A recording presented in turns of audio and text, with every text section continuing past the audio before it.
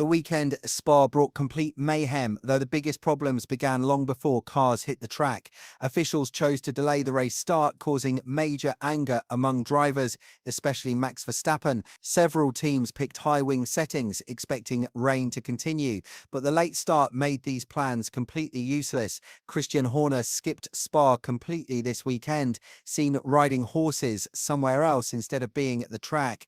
Weather reports had said rain would fall all weekend, with Sunday meant to get the heaviest storms. The F3 support race became almost impossible to watch because of awful conditions, while F2 kept going despite heavy rain that almost stopped everything. Red Bull's weekend brought different outcomes for their drivers. Yuki Tsunoda showed anger after Saturday's good showing didn't carry over. Problems started when his pit crew told him to come in right as he went past the pit entry, making things impossible. Lauren Imekis had moved the newest floor parts from Max's backup car to Tsunoda's machine, which worked great yesterday, but gave no help in today's tough situation. Hamilton started race day with a nice move, going to the Mercedes garage to talk with Kimi, probably trying to cheer him up after their bad qualifying. After this, Hamilton took a 60-place grid drop, letting Mercedes make big changes, including new suspension parts, wing updates, and a completely fresh engine.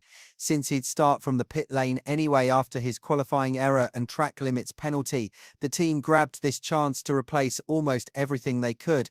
Mercedes workers built Hamilton's car with maximum wing settings, thinking wet weather would stay and let him move up through the pack. His early race looked amazing, cutting through positions with perfect skill during the first stages, but when track surfaces got better faster than expected because of the long delay, this wet weather setup became a huge problem instead of helping. Planning decisions about car setups got tricky because teams couldn't guess if officials would really start the race or keep waiting. This confusion affected teams' wing choices, with Mercedes using the same high-wing thinking for Antonelli's car. Esteban Ocon's machine had much less wing than Ollie Behrman's setup, making many think Ocon would have trouble at first. A funny grid moment happened when Jos Verstappen met Nico Rosberg's tough questions.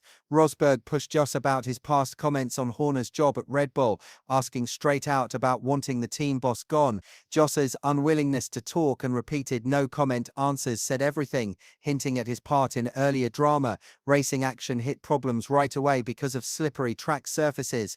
The first warm-up lap showed dangerous conditions, making officials stop everything with red flags. This choice probably came from knowing that weather breaks would give racing chances within about 60 minutes, letting them finish the event without too many problems.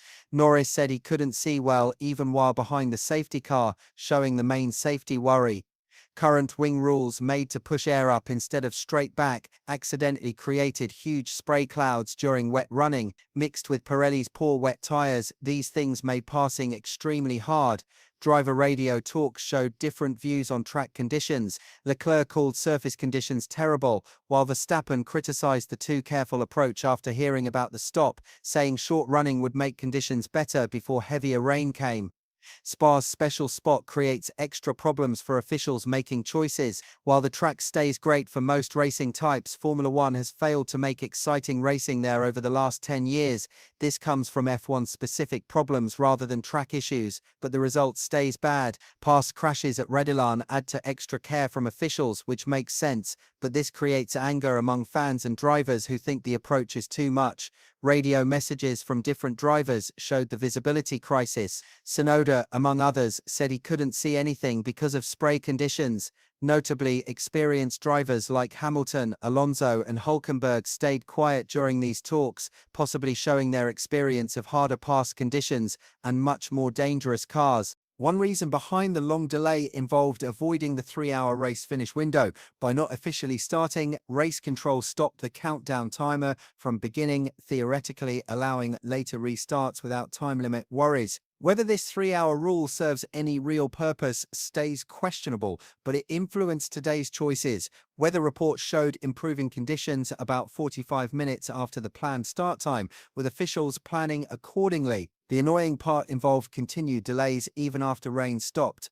Once rainfall ended and no more weather threatened, Racing should have started right away rather than waiting extra minutes for track improvement. These long delays effectively changed race results by making teams' planning choices worthless. Hamilton and Antonelli, starting from the pit lane with maximum wing setups, found their wet weather benefits cancelled by the artificial wait. Many drivers picked similar approaches, expecting long wet conditions that never happened because of management choices rather than natural events. Officials also changed formation procedures, extending the minimum distance behind safety cars from 10 car lengths to 20, probably addressing visibility worries specific to this track. This represented another big procedural change put in place right before racing. When racing finally started, sunlight had appeared despite continuing track wetness.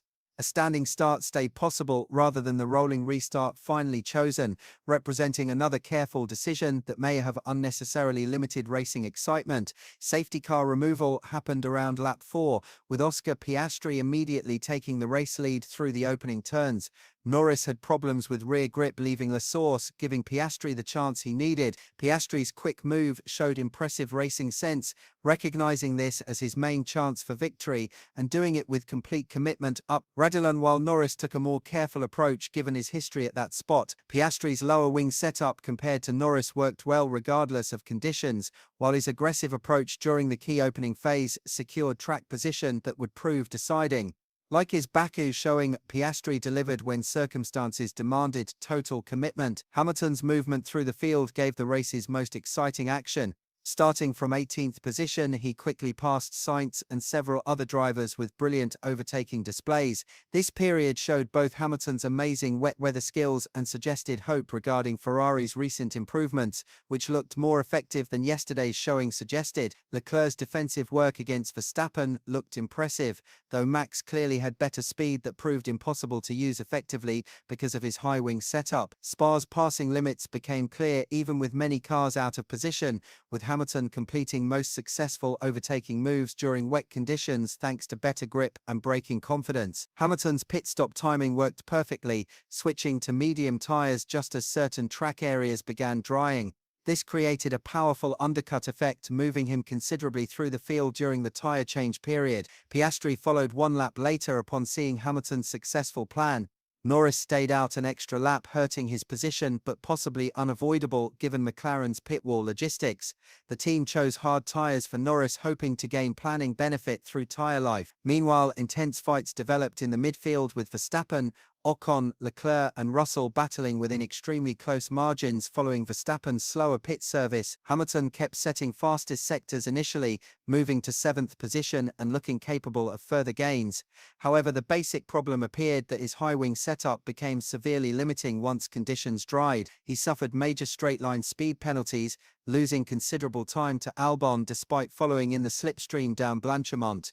Despite better speed, Spa's passing restrictions proved impossible to overcome for Hamilton and many others. The track's features effectively trapped faster cars behind slower machines, preventing the position changes that speed benefits would normally help. Norris's hard tyre plan revealed Pirelli's tyre choice issues. The weekend featured C4 soft, C3 medium and C1 hard tyres, with the C1 apparently meant for one-stop plans while C3 encouraged multiple stops. However, the medium tyre proved far more lasting than expected, with Piastri and many others completing about 30 laps without major wear worries. This durability seemed too much for a supposedly softer medium tyre, particularly considering the big performance gap to the hard option.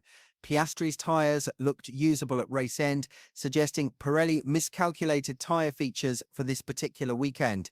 Seeing Piastri's successful one-stop plan, Norris pushed desperately to cut the gap, driving at absolute maximum attack level. This created several errors, including lockups and a big moment at Puhan as he explored the ultimate performance limits. While critics might point out these mistakes, excluding the initial start incident, none would have given enough benefit for passing given Spa's built-in difficulties and the tiny tyre performance difference. Hamilton got constant fuel-saving instructions, lifting and coasting extensively throughout his stint. This stopped potential movement past Albon and emphasized Ferrari's continuing efficiency problems. Leclerc meanwhile delivered outstanding defensive driving to hold Verstappen's better speed throughout their long battle. Sainz Sainz unfortunately missed ideal pit timing and found himself stuck in planning no man's land without enough speed to influence events. Piastri got encouraging messages about tyre condition and successfully managed his tyres to the finish. Despite Norris's attacking recovery attempts and gap cutting, passing Piastri stayed impossible. Even if Norris had avoided his late race errors while pushing hard, the tyre performance difference proved too small for a successful move. Given Hamilton's inability to pass Albon and widespread DRS train formations throughout the field, Piastri's victory looked secure regardless of other events.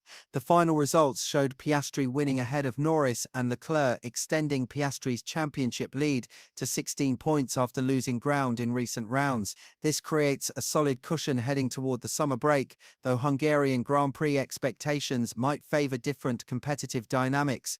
Verstappen's inability to pass Leclerc limited him to fourth place, while Hamilton's impressive drive unfortunately gave only sixth because of fuel conservation needs and aerodynamic limits behind the Williams. Russell secured fifth despite struggling through middle sector performance, highlighting Mercedes' current mismatch with Spa's specific demands. Bottas collected valuable points while Gasly claimed the final scoring position, with Lawson's double points finish proving important given Tsunoda's disappointing result further down the order. Post-race talks focused heavily on procedural choices and timing controversies.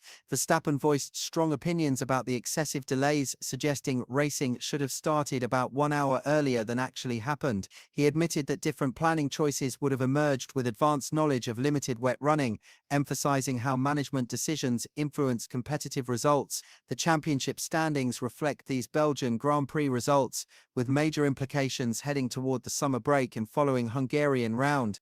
The weekend ultimately showed both exceptional individual performances and systematic issues regarding race management under challenging conditions.